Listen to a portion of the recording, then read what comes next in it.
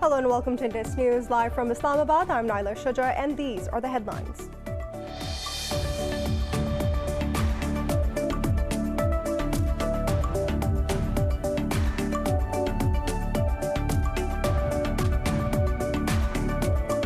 The U.S. Electoral College has elected former Vice President Joe Biden to be the next president. In a speech from his hometown of Wilmington, Biden said the will of the people prevailed. Biden secured all 306 of the votes he was expected to receive, with no electors voting against their state winner. However, President Donald Trump and his most loyal allies in Congress have refused to acknowledge Biden's win.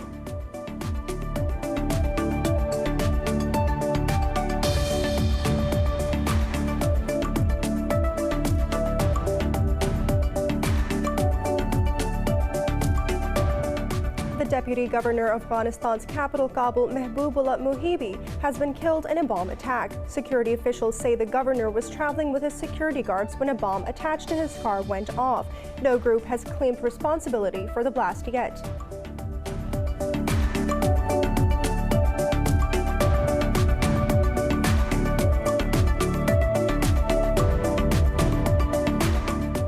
Turkey and Russia have condemned the U.S. sanctions on Ankara over its purchase of S-400 defense system from Moscow. Turkish Foreign Ministry says Ankara will take the necessary steps and respond to Washington's move.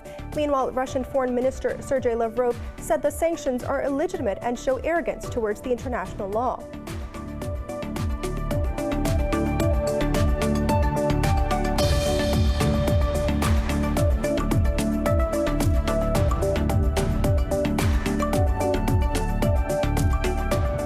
COVID-19 death toll in the United States has topped 300,000 with over 16.5 million infections. India's death count has exceeded 143,000 while its infections tally has surged over 9.9 million. Pakistan has registered over 2,400 new cases and 73 fatalities overnight, pushing the death toll over 8,900. Globally, the new coronavirus has claimed 1.6 million lives and infected over 72.8 million people.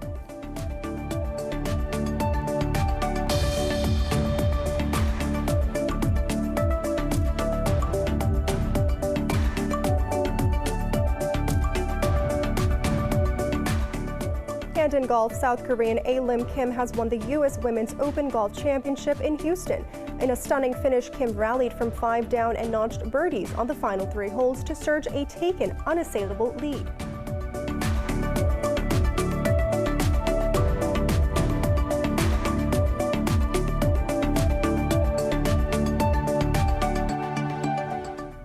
For more news and details, stay tuned. We'll be right back after a short break.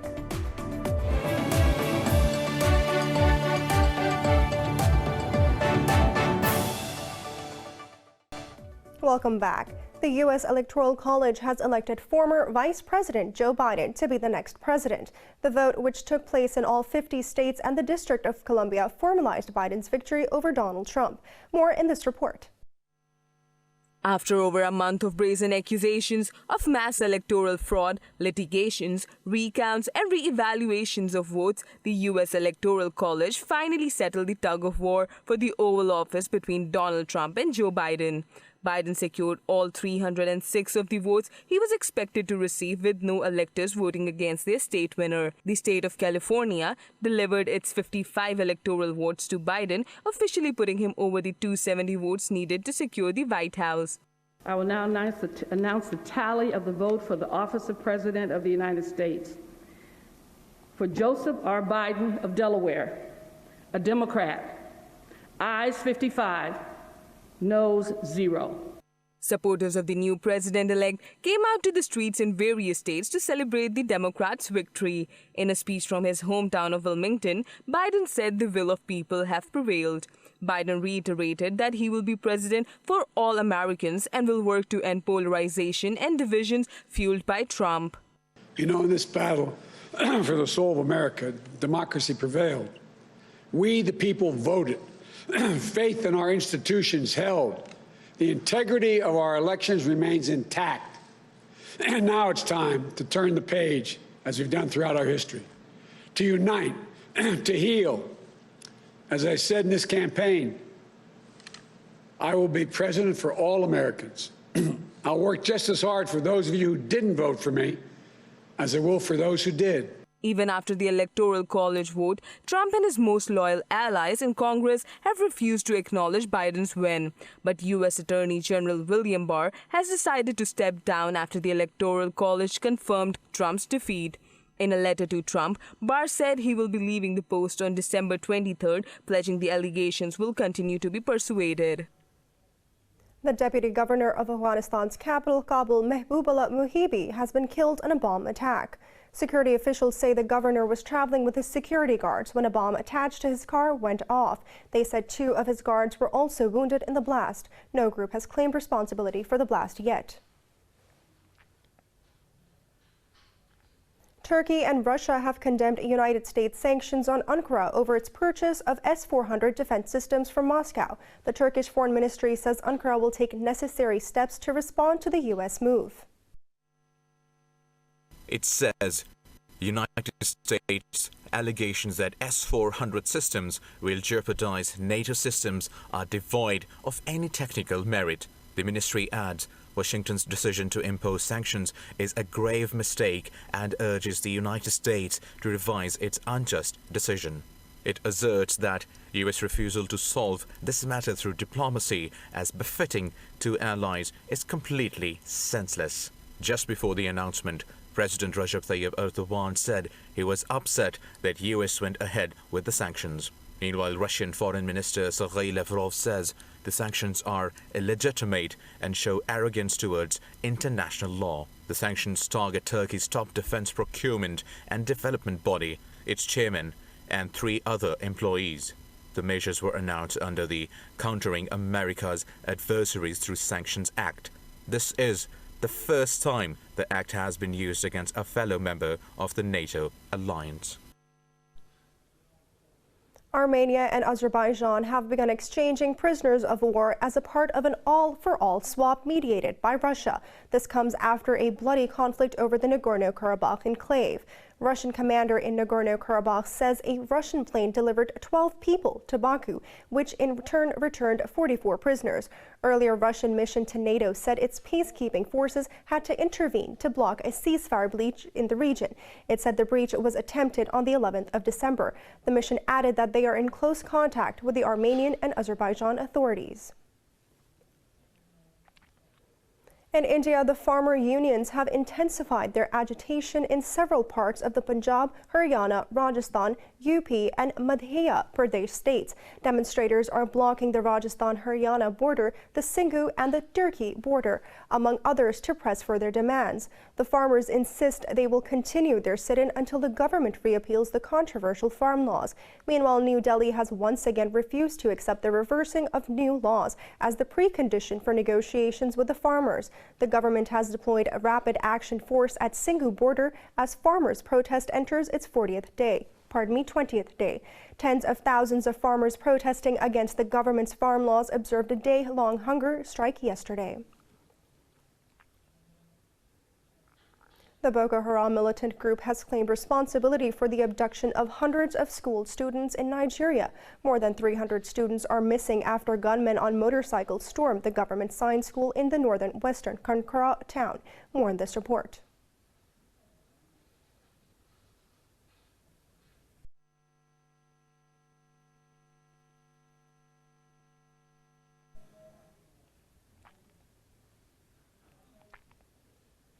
Somalia has cut its diplomatic relations with the neighboring Kenya. Somalia has accused Kenya of actively meddling in the electoral process of one of its country's 5 semi-autonomous states. Somalia's information minister says Mogadishu has called back its diplomatic staff from Nairobi and asked the Kenyan diplomats to leave the country within 7 days. He said cutting ties with the Kenyan is in response to Nairobi's open interference in Somalia's independence. Kenya has not immediately commented on the latest developments. A technical meeting on critical reforms of the Libyan economy is convened in Geneva. In a statement, the UN support mission in Libya, as acting chief UN envoy Stephanie Williams, is chairing the meeting. The meeting is being co-presided by Egypt, the United States, and the European Union. The United Nations says they are discussing current reform, the banking crisis, and unification of the national budget. They are also mulling a table time implement these reforms. It says the meeting is taking place against the backdrop of several promising developments, including the resumption of Libyan oil production. Williams says she hopes an agreement can be reached on concrete objectives over 2 days of talks. In Egypt, the nation's future party, which backs President Abdel Fattah el-Sisi, has secured nearly 55% of seats in the parliamentary elections. The Election Commission says the party won nearly 75% of contested seats for the newly recreated Senate. That nation's future sharply increased its share of seats to 315 from 57 in 596-seat parliament. Lists headed by the party won all 284 seats allocated for pre-selected lists under a winner-takes-all system. The party also won 170 of the 284 seats contested by individual candidates. Another pro-Sisi party, the Republican People's Party, won 50 seats, and non-affiliated candidates won 93 seats. Meanwhile, rival parties have filed complaints to the Election Commission alleging electoral fraud. South Korea's parliament has passed a bill to ban the launching of propaganda leaflets into North Korea. The move has been condemned by rights activists as a violation of freedom of speech. The law bars any scattering of printed materials and goods across the heavily fortified frontier. It also restricts loudspeaker broadcasts, which the South's military once hailed as psychological warfare against the North. Any violation of the law is punishable by up to 3 years in prison or nearly $27,500 in fine. The change was approved despite efforts from the opposition to block it.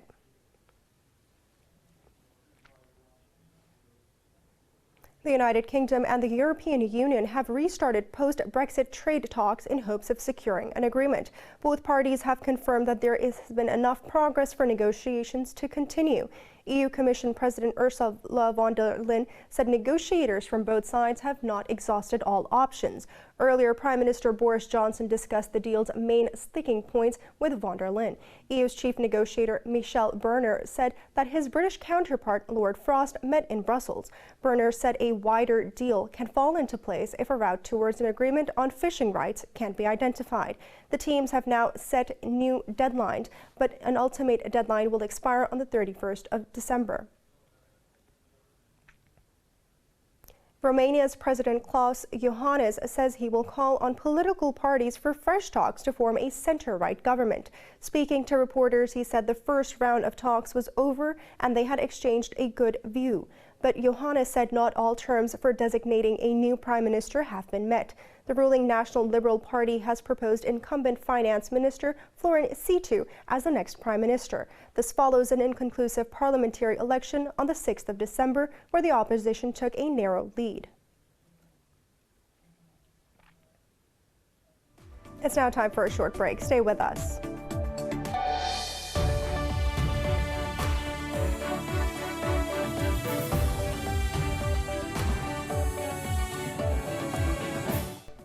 Welcome back. The COVID-19 death toll in the United States has topped 300,000 with over 16.5 million infections. In India, the number of deaths has surpassed 143,000, while the tally of infections has surged over 9.9 million.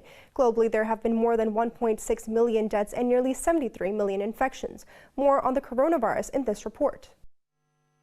Across the world, increasing COVID-19 deaths and lockdowns overshadow optimism about the rollout of vaccinations. A fresh wave of infections is devastating Brazil, where the government says mass inoculation won't be possible before March. Elsewhere in Latin America, Argentina has become the 9th country in the world to surpass 1.5 million infections. Canada has begun its inoculation drive to become the 3rd nation to administer the Pfizer-BioNTech vaccine.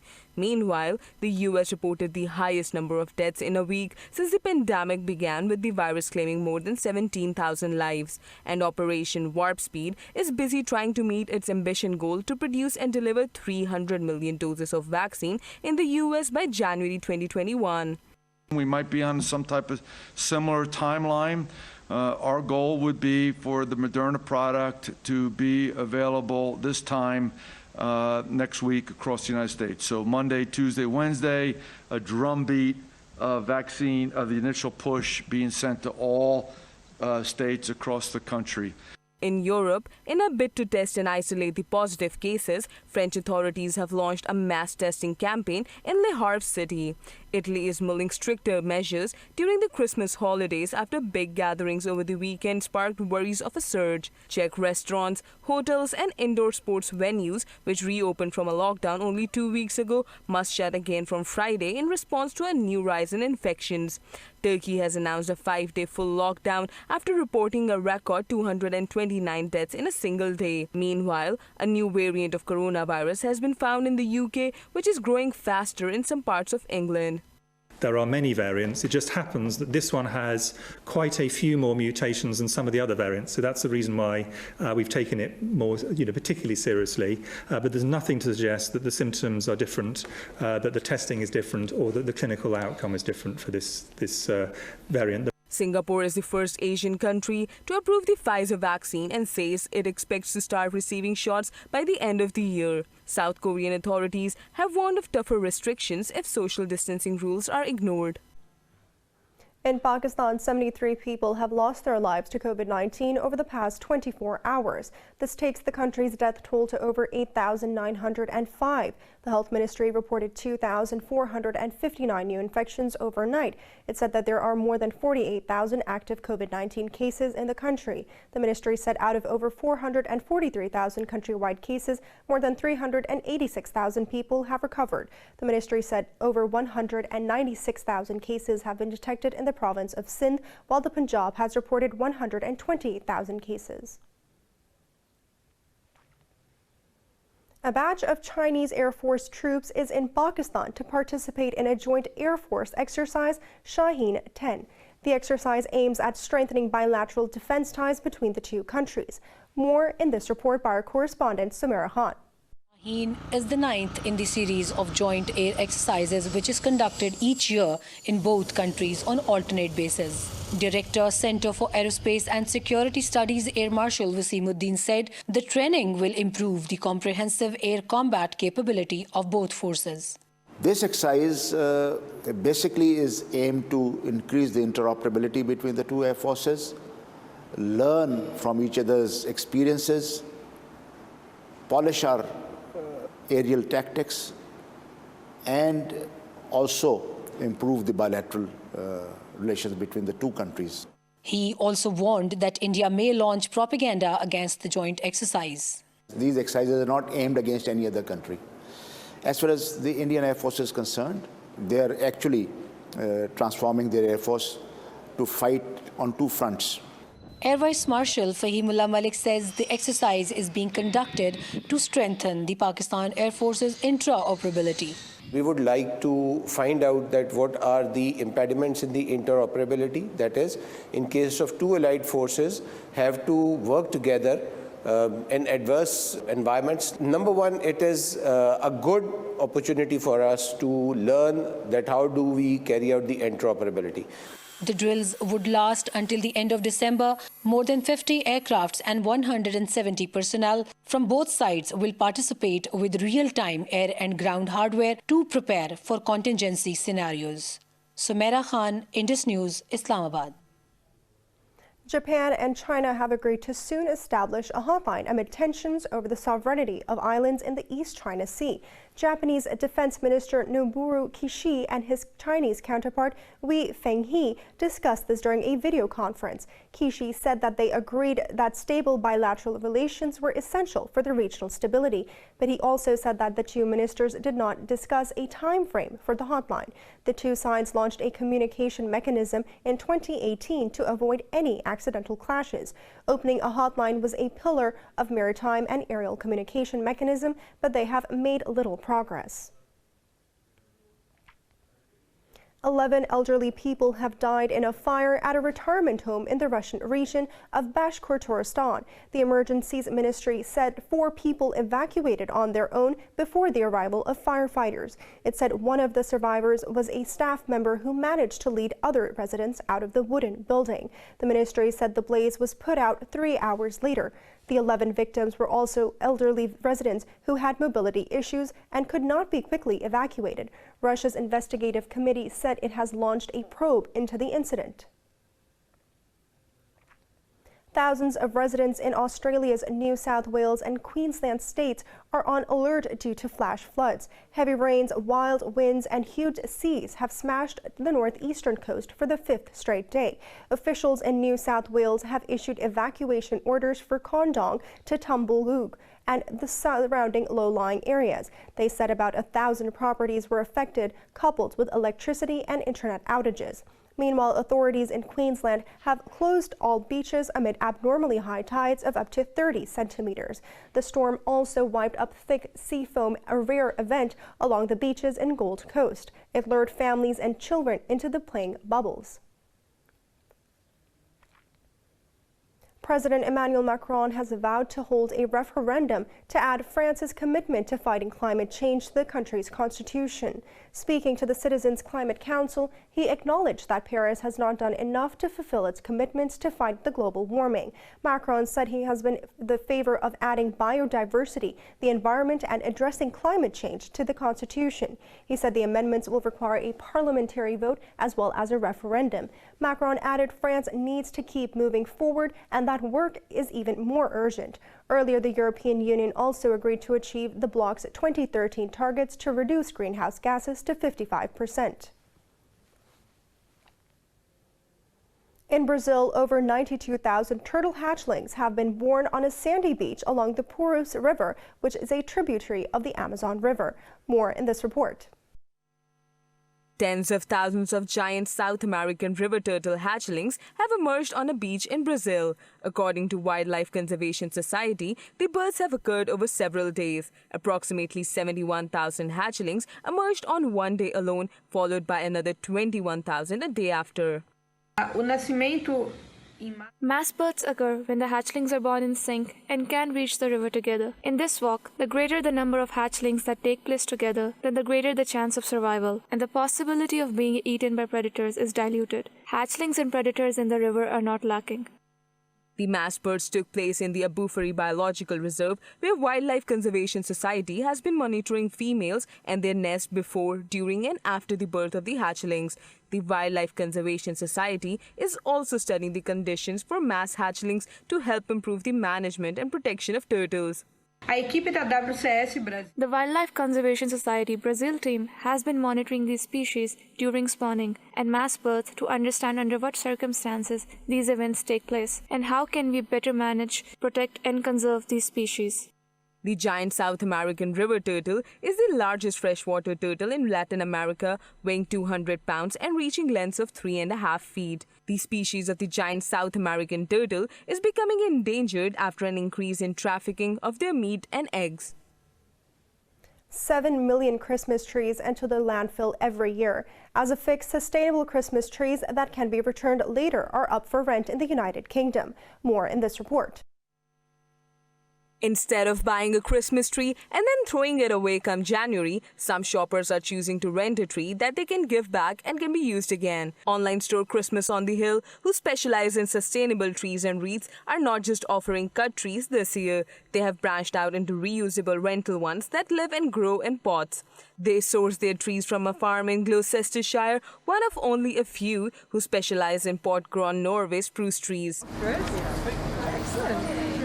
They're never dug out, so there's no trauma to them. So we get the trees from the farm, they come in this pot, and you take it into your home and you look after it for 3.5 weeks. That's basically the limit on how long they can be inside. And then we take it back to the farm and they stay in the pots the whole time, and the farm look after them. All their rental trees are already sold out. We called him Jeffrey because he's alive. Not that Jeffrey has anything to do with aliveness. No, but he is alive and we're very pleased with him. We're going to water him every day, aren't we? Yeah. He's here. We love him, don't we? Yeah, I think it's a lot better than having a dead Christmas tree or a plastic one. I agree with her. Norway spruce trees grow about a foot each year, and they can happily live in a pot for about 7 years before their roots are too big and they have to be retired from the rental game and planted in the ground. In China, the ground teams are ready for the landing of Chang'e 5 probes returned at the Xinjiang banner. They have completed a comprehensive training simulation of various conditions. The probe's returner is expected to land at the Xinjiang banner in the northern China's Inner Mongolia Autonomous Region. According to the China National Space Administration, Chang'e 5 probe has completed its first orbital correction en route to Earth. Chang'e 5 is one of the most complicated and challenging missions in China's aerospace history. It is also the world's first moon sample mission in more than 40 years.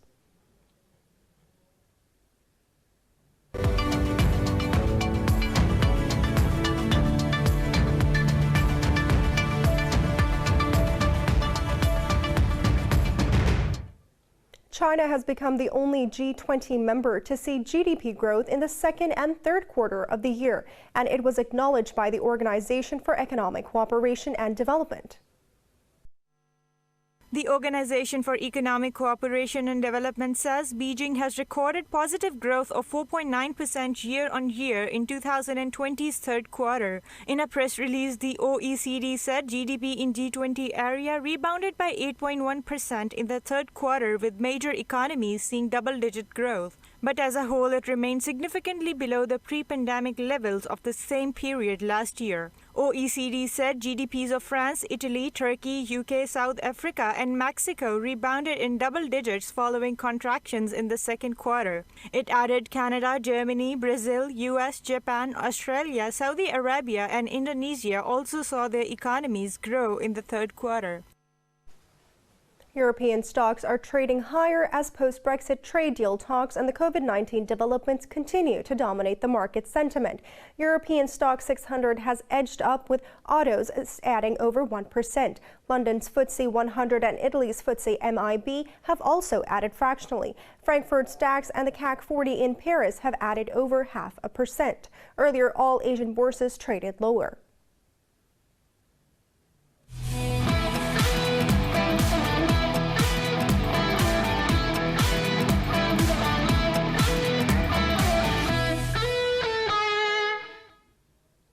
In golf, South Korean A-Lim Kim has won the U.S. Women's Open Golf Championship in Houston. In a stunning finish, Kim rallied from 5 down and notched birdies on the final 3 holes to surge a take on an unassailable lead. Kim birdied the 70th, 71st, and 72nd holes to take 1-shot lead. American player Amy Olsen tied for a second position, while Ko Jin-young from South Korea stayed on third position with a total -2 points. It was Kim's first ever appearance in the Women's Open and made first victory on the LPGA Tour for the 94th ranked player in the world. Kim is now the 9th Korean winner of the U.S. Women's Open in the last 13 years.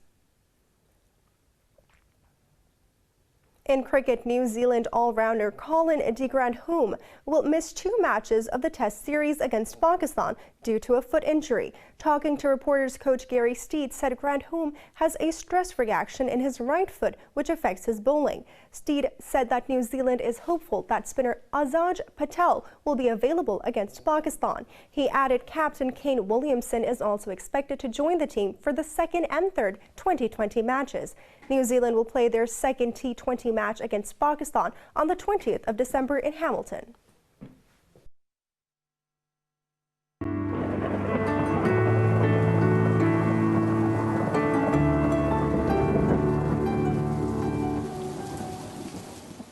It's now time to take a look at the weather around the world.